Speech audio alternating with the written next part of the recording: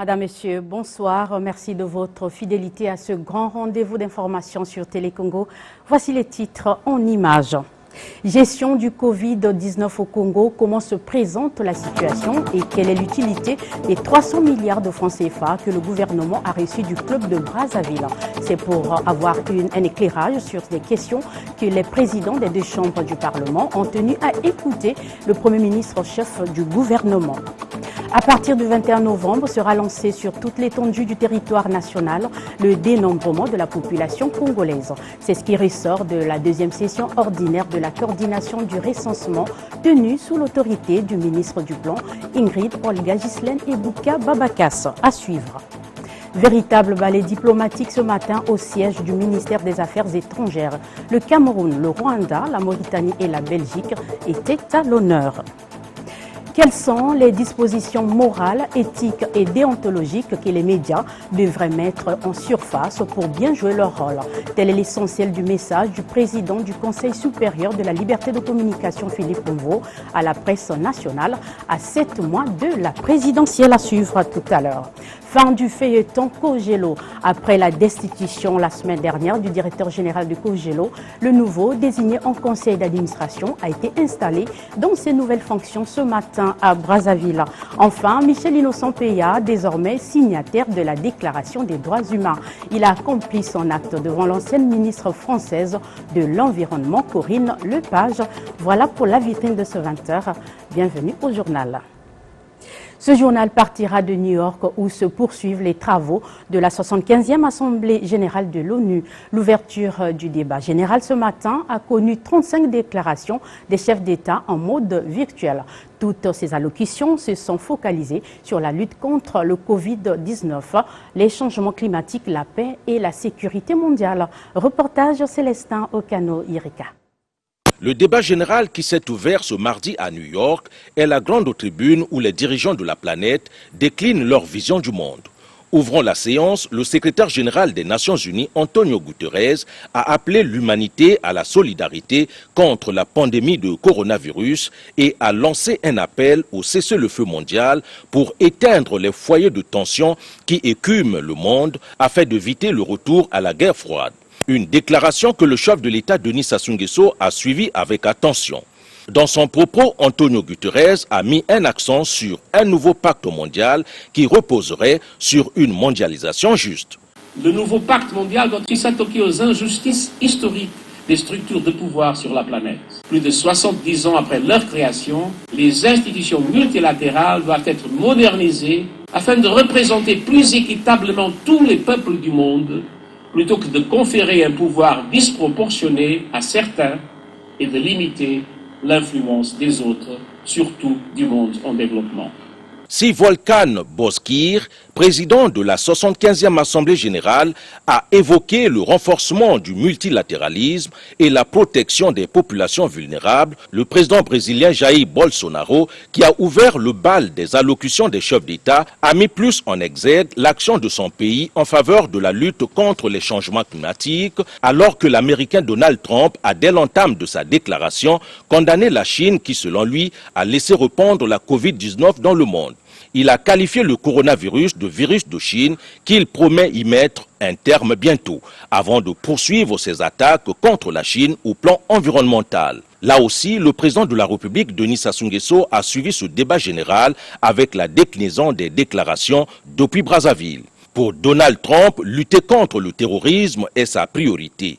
À suivre ce discours, on pensera que Trump s'adresse à ses électeurs. Quant au Turc Recep Tayyip Erdogan, il est temps de réformer l'ONU en commençant par la restructuration du Conseil de sécurité, car le monde n'est pas que l'affaire des 5 membres permanents du Conseil de sécurité. Le Chinois Xi Jinping a pour sa part opté pour l'apaisement tout en condamnant les accusations portées contre son pays qui ne demandent que le respect du mode de développement économique que chaque nation a choisi et la Chine reste fidèle à l'esprit d'ouverture. Xi Jinping invite le monde à l'unité pour porter haut les valeurs universelles. Revenons à Brazzaville. La séance de travail ce matin au Palais des Congrès entre les présidents des deux chambres du Parlement et le Premier ministre chef du gouvernement, Clément Mwamba. Pierre Ngolo et Isidore Vouba ont bien voulu se faire une idée nette de la gestion de la pandémie de coronavirus et l'utilité des 300 milliards de francs CFA que le gouvernement a reçus du club de Brazzaville. Des précisions avec Florent Angoli. Une fois n'est pas coutume, le Premier ministre chef du gouvernement Clément Mwamba, face à Pierre Ngolo et Isidore Vouba, respectivement président du Sénat et de l'Assemblée nationale. Informé de l'enveloppe de 300 milliards de francs CFA que le club de Brazza vient de remettre au gouvernement, les présidents des deux chambres du Parlement ont bien voulu comprendre le bien fondé de cette allocation. La dette intérieure, qui serait financée de manière substantielle autour de 300 milliards de francs CFA, ils ont voulu avoir des informations à ce sujet. Puis d'autres questions ponctuelles sur certaines infrastructures dans le pays et d'autres sujets d'intérêt commun. Et surtout comment renforcer le fonctionnement de nos deux chambres. Puisque par rapport aux difficultés budgétaires, il faudra bien que nos parlementaires puissent finir l'année dans des conseils d'une gestion qui leur permettent d'assumer leur mission correctement. L'actualité oblige. La pandémie à coronavirus a figuré également parmi les points abordés. Le gouvernement a dit Clément Mwamba se bat bec et ongle pour contrer la propagation de ce virus. Aujourd'hui, plus de peur que de mal, le nombre de contaminés est en régression. Tenant compte de ces statistiques et de la prochaine rentrée scolaire, il est fort probable que les mesures barrières soient assouplies. Il y a aujourd'hui un couvre-feu, il y a un certain nombre de contraintes, les libertés sont encore relativement encadrées. Et les deux présidents voulaient savoir si on pourra aller vers un certain assouplissement. Je leur ai simplement dit qu'il y a beaucoup de chances que certaines mesures soient prises dans un délai relativement court, mais que ces choses sont prises au niveau de la coordination nationale, présidée par M. le Président de la République. Donc, en temps opportun, vous saurez très bien comment le gouvernement entend justement gérer la pandémie dans le temps, en leur donnant aussi des informations nouvelles sur l'évolution de la pandémie dans d'autres pays. Toutefois, en comparaison faite avec ce qui se fait autour de nous, je leur ai dit qu'on n'était quand même pas un mauvais élève dans la riposte que nous menons par rapport à cette pandémie. Mais n'empêche que le problème demeure important. Il faut continuer à être résilient et prudent pour gérer cette pandémie. Clément Mwamba s'est dit satisfait d'avoir éclairé la lanterne de ses parlementaires. Ceci pour le bien des populations. Et qu'en est-il de la situation dans les différentes commissions Covid-19?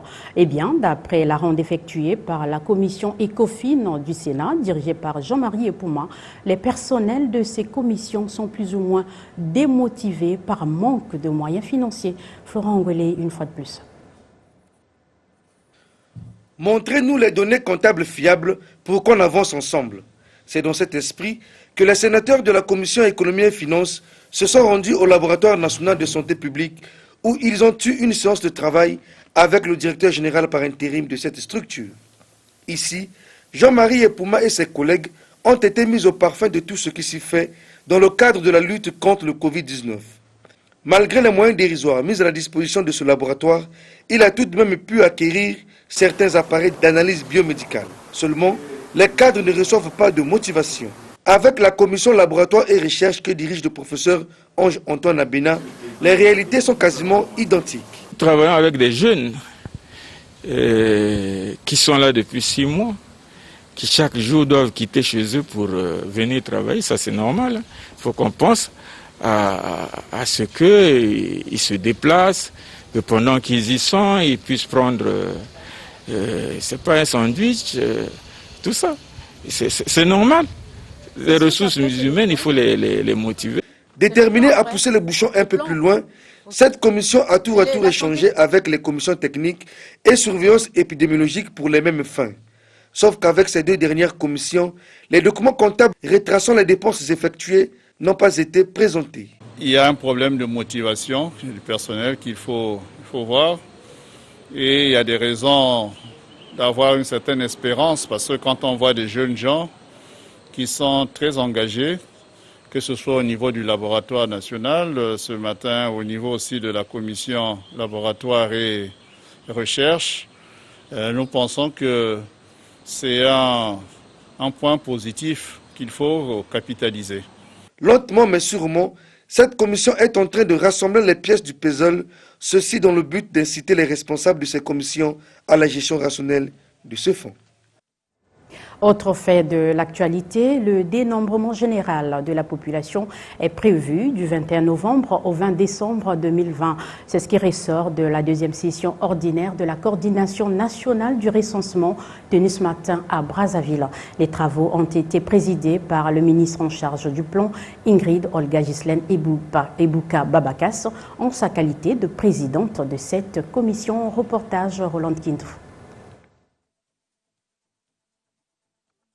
Cette deuxième session ordinaire a permis aux membres de la coordination nationale du 5e recensement général de la population et de l'habitation d'évaluer le niveau de préparation de cette opération statistique, de fixer le chronogramme des activités à réaliser, parmi lesquelles le dénombrement général de la population, une étape cruciale dont la période d'exécution vient d'être annoncée par la présidente de la coordination du RGPH 5.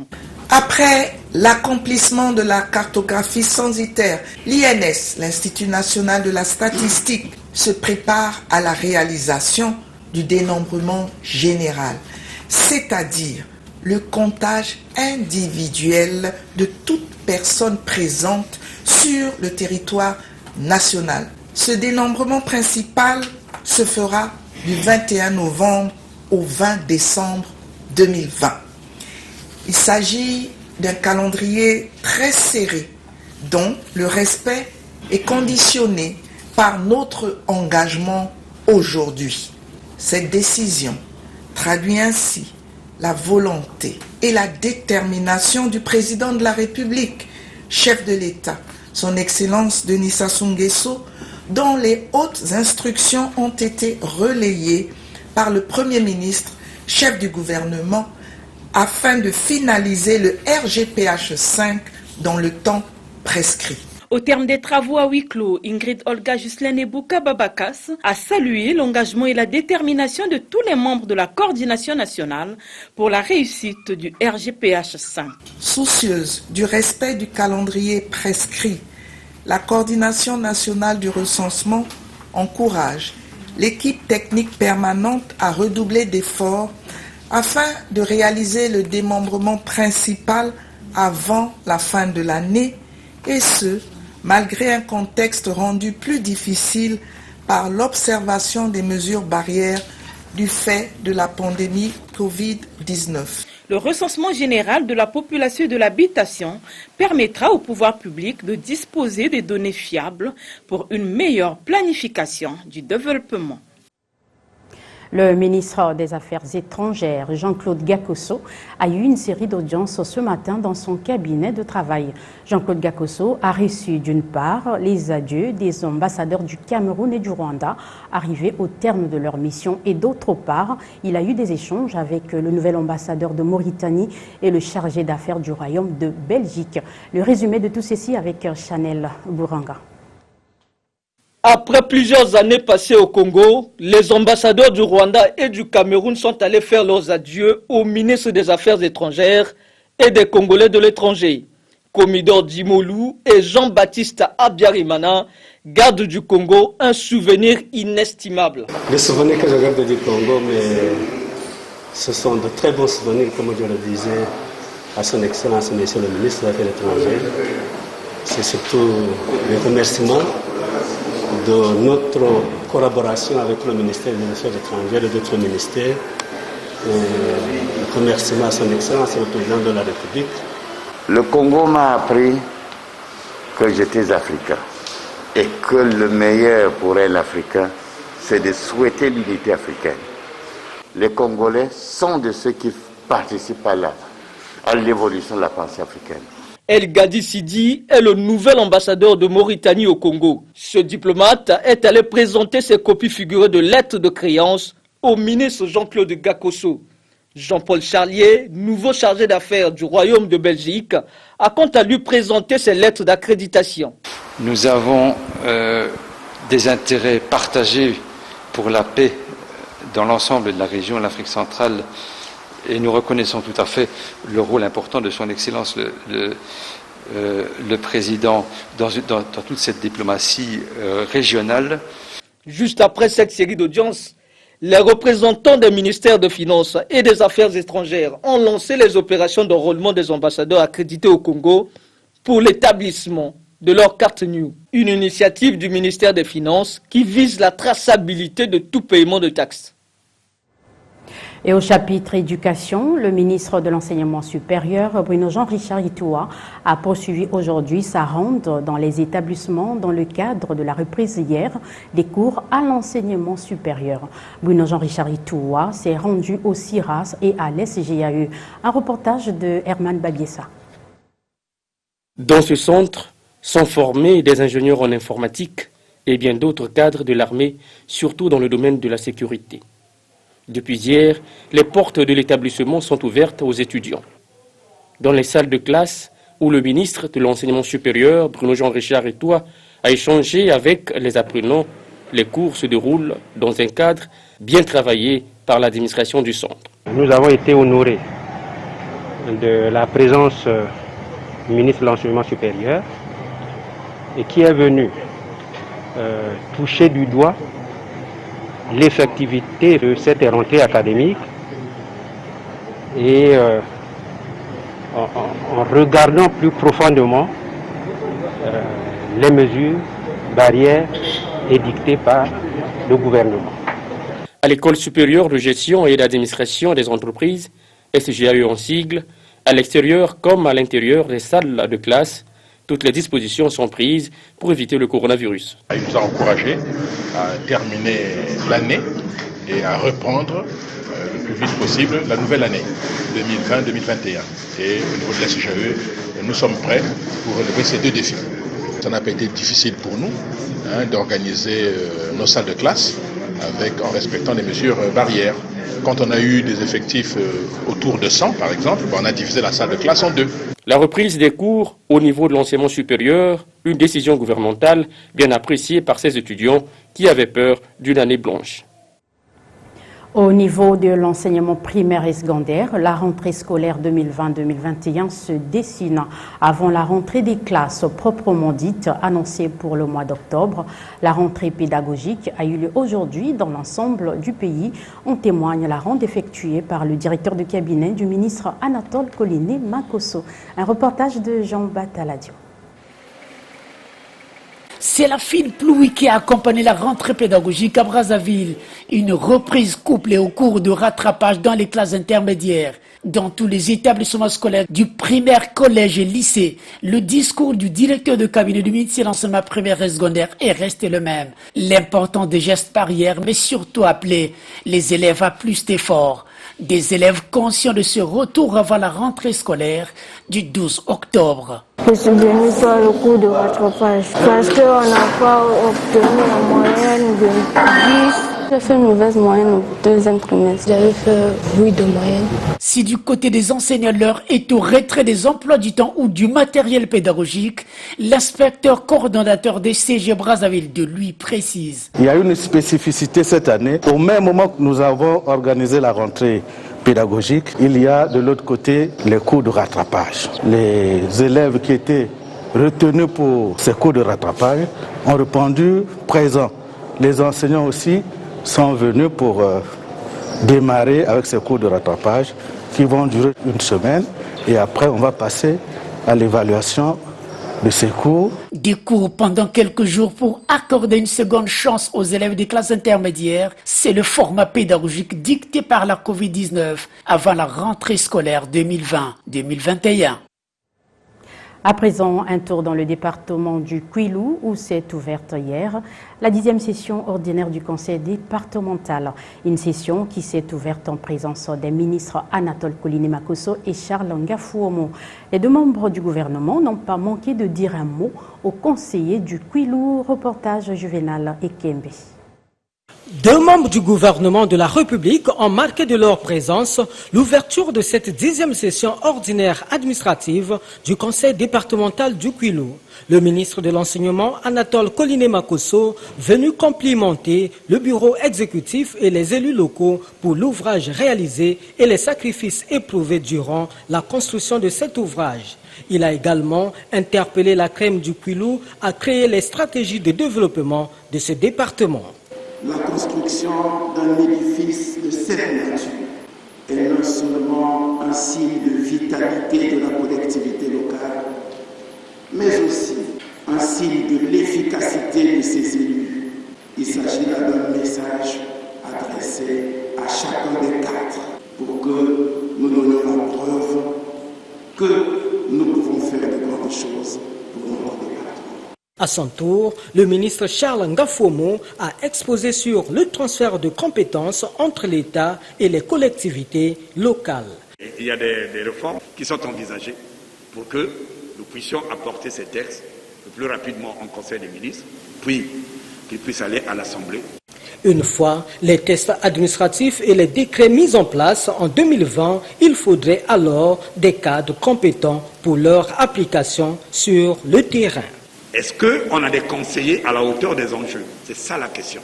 Et donc, prenez ces questions au sérieux. En tout cas, au conseil départemental du Kwilu, vous bénéficiez d'un préjugé très favorable et nous pensons que c'est ici au Kwilu et à Pointe-Noire que nous viendrons souvent. Ce sera des conseils pilotes. C'est là un lot d'enseignements qui devront permettre aux élus locaux de se faire valoir sur l'application des principes de la politique de décentralisation. Au chapitre médias, dans la perspective des échéances électorales de 2021, le Conseil supérieur de la liberté de communication multiplie les contacts avec les acteurs impliqués en vue de la réussite de ce grand rendez-vous. Ce mardi, il était face aux responsables des médias publics et privés nationaux, dont sa communication face à la presse. Le président du Conseil supérieur de la liberté de communication, Philippe Mvo, a fait un véritable recadrage, un appel à la responsabilité quant aux actions des hommes politiques qui s'apparentent à une sorte de campagne déguisée. Un reportage de Yves Richard Tombé. Cette rencontre avait pour but de rappeler aux responsables des médias les dispositions morales et éthiques que doivent observer les journalistes en période électorale pour éviter les dérapages. Le journaliste doit être exemplaire dans le traitement de l'information, surtout jouer à l'apaisement et à l'équité. Son rôle de moralisateur de l'opinion publique l'exige, a dit Philippe Mvo. Les élections arrivent. Il faut donc que les professionnels de l'information et de la communication que vous êtes, hommes de terrain, que vous sachiez quel type d'information devez-vous servir au public, devez-vous servir à l'opinion, devez-vous servir au peuple. Information liée à l'élection. Vous êtes appelés à côtoyer, à travailler aussi avec les hommes politiques. Nous nous rencontrons pour que nous puissions pouvoir marquer les limites. Une communication qui a été bien reçue par les responsables des organes de presse qui entendent mettre en application ces directives du régulateur des médias. En notre qualité de responsable des médias publics, il nous a été aussi demandé de veiller au grain d'ouvrir la qualité de l'information que nous devons traiter en cette période d'avant les élections. Et il suivra naturellement la période préélectorale et puis viendra la grande fiesta où les hommes politiques pourront faire la nouba entre eux. C'est un rappel qui nous a été fait par le président du Conseil, tout en nous rappelant les règles abécédaires de notre métier, à savoir l'éthique, le côté moral et puis la déontologie. Quelque crise que ce soit, de quelque manière que ce soit. Aux responsables des médias d'être plus regardants, comme l'a souligné le président du Conseil supérieur de la liberté de communication, un rappel qui vaut bien le coup. Comme annoncé dans les titres, le conseil d'administration de la COGELO a décidé et tranché. Le nouveau directeur général de la COGELO, la Congolaise de gestion de loterie, Guy-Roger Moigny, nommé vendredi dernier, est installé aujourd'hui dans ses nouvelles fonctions. Une cérémonie encadrée par les forces de l'ordre pour éviter les débordements, car le DG sortant ne voulait rien savoir de sa destitution. Précision, mais silence aussi. C'est sous haute surveillance policière que le nouveau directeur général de la COGELO, Guy-Roger Moigny, a été investi dans ses fonctions par le président du conseil d'administration de cette société, Guy Wilfried Ewolo. Après avoir pris les clés de la maison, le nouveau directeur général s'est dit conscient de l'ampleur de ses nouvelles responsabilités. Je remercie les autorités du pays, particulièrement le ministre des Finances et du Budget, pour avoir fait que cette intronisation se fasse dans les meilleurs délais et pour le bien de cette société. Je mesure l'ampleur de ma nouvelle responsabilité. J'espère sincèrement ne pas trahir la confiance qui m'a été faite par les administrateurs. Je pense donner le maximum de moi-même pour être à la hauteur de ma nouvelle responsabilité. Une cérémonie qui a pu se dérouler dans le calme après que quelques heures avant, des éléments de la police aient pu dissuader hors caméra le directeur général déchu Nestor Chisambo Makosso qui refusait de collaborer à céder le fauteuil. Le directeur de cabinet du ministre délégué au budget et le président du conseil d'administration ont exhorté le nouveau directeur général à travailler de manière à rehausser le niveau de la COGELO. Car cette société anonyme sous tutelle du ministère des Finances et du Budget est victime, voici pratiquement une année de mégestion. Absence de bilan budgétaire 2019, des dettes importantes au niveau des impôts, plus de cotisations sociales à la CNSS et 4 mois d'arriérés de salaire. Pour les fonctionnaires de la COGELO, l'arrivée de ce nouveau directeur général a été vécue comme un soulagement, en témoigne cet accueil. Ce qui nous conduit en France pour aborder un autre chapitre. Outre la Déclaration universelle des droits de l'homme, la communauté internationale pourrait bientôt disposer de la Déclaration des droits humains. Celle-ci se veut d'être une plateforme qui permette aux hommes de vivre dans un monde où l'avenir ne sera pas compromis par les actes du présent. Le projet de Déclaration des droits humains continue de recueillir l'assentiment de plusieurs personnalités, au nombre desquelles l'écrivain-chercheur congolais Michel Innocent-Peya, qui a signé ce texte avec Madame Corinne Lepage, ancienne ministre française de l'Environnement. Reportage Brice Aristide Benza. C'est dans le strict respect du protocole sanitaire relatif à la lutte contre le Covid-19 que l'écrivain-chercheur congolais Michel Innocent-Peya est reçu par l'ancienne ministre française de l'Environnement, Corinne Lepage. Le projet de déclaration des droits de l'humanité, signé par les deux personnalités, a été rédigé en 2015 afin d'être proposé aux États membres de l'ONU en marge de la COP 21. Les droits de l'humanité sont le droit pour tous les habitants de la Terre à vivre dans un monde dont le futur n'est pas compromis par l'irresponsabilité du présent. Et en signant ce projet, Michel Innocent-Peya est bien convaincu de sa portée sociale et historique. Je suis convaincu que la signature de cette charte qui fait de moi de facto l'ambassadeur des droits universels de l'humanité et de l'environnement, TDUH, me permettra de faire entendre avec plus d'écho mon message à l'humanité. Je ne finirai pas mes propos sans remercier et encourager les populations de la République du Congo, mon pays, et le président Sassou Nguesso pour tous les efforts à la préservation de la forêt au bénéfice de toute l'humanité. Missionné par l'ancien président français François Hollande en 2015 pour la rédaction de ce projet de déclaration, Corinne Lepage, juriste et avocat de son État, revient sur l'urgence d'agir face aux catastrophes environnementales. Tout simplement parce que la tragédie écologique à laquelle nous sommes aujourd'hui confrontés et qui a des conséquences humaines extrêmement graves, notre signature maintenant figure au bas de la déclaration, plus nous serons nombreux à nous engager et plus nous aurons des chances de faire le moins mal possible pour les générations qui viennent et pour la nôtre aussi d'ailleurs. Nous allons ouvrir un bureau en Afrique. Je suis très contente que le Congo, par votre personne, rejoigne le mouvement. Michel Innocent-Peya a mis à la disposition de Corinne Lepage 2 de ses publications, expression de son engagement dans la lutte pour la protection de l'environnement. Il s'agit des ouvrages Fond bleu pour le bassin du Congo et le désastre écologique et sanitaire du Covid-19.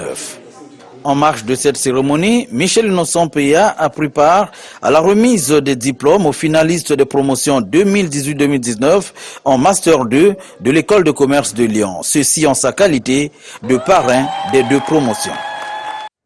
Vous l'aurez donc compris, ce reportage portait la griffe de Brice Abanzono.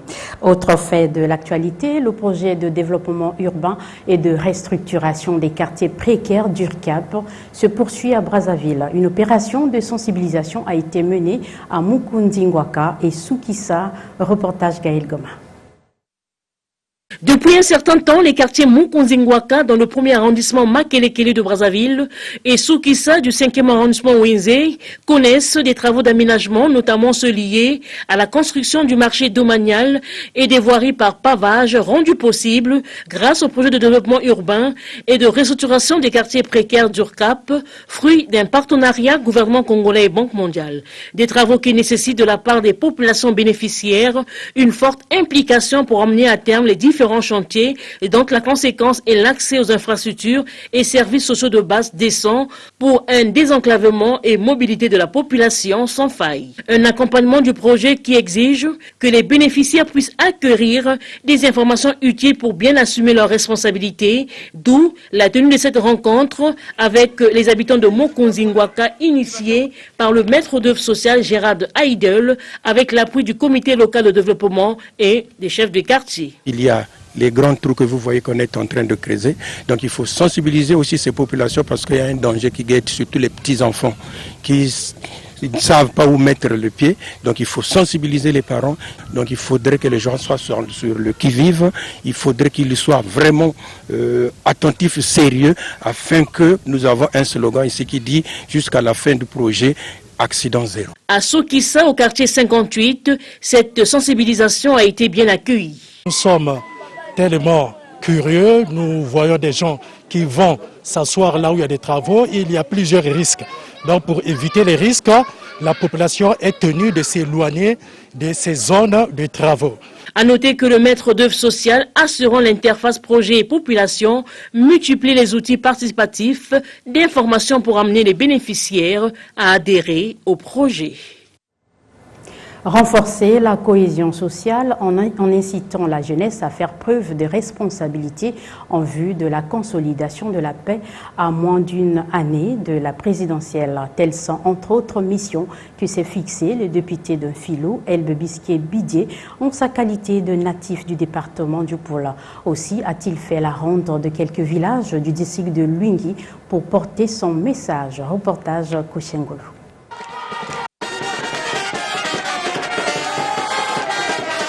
C'est un véritable triomphe auquel Elbebisque Bidier a eu droit à Moulenda et Vunguta pour son discours rassembleur et sa vision du développement du district de Luingui. À moins d'une année de la présidentielle, la consolidation de la paix est un idéal. Sans la paix, on est zéro.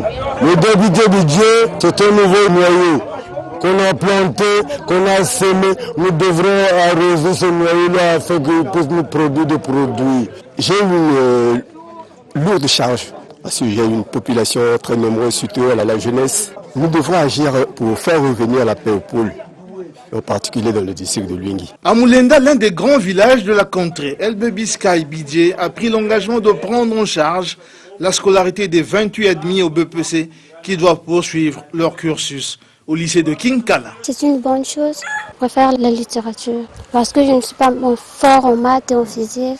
Il y a certains élèves qui ont aimé d'aller fréquenter à Kinkala. Le député, il va s'engager à aider ces enfants-là. Ça m'a égayé aussi.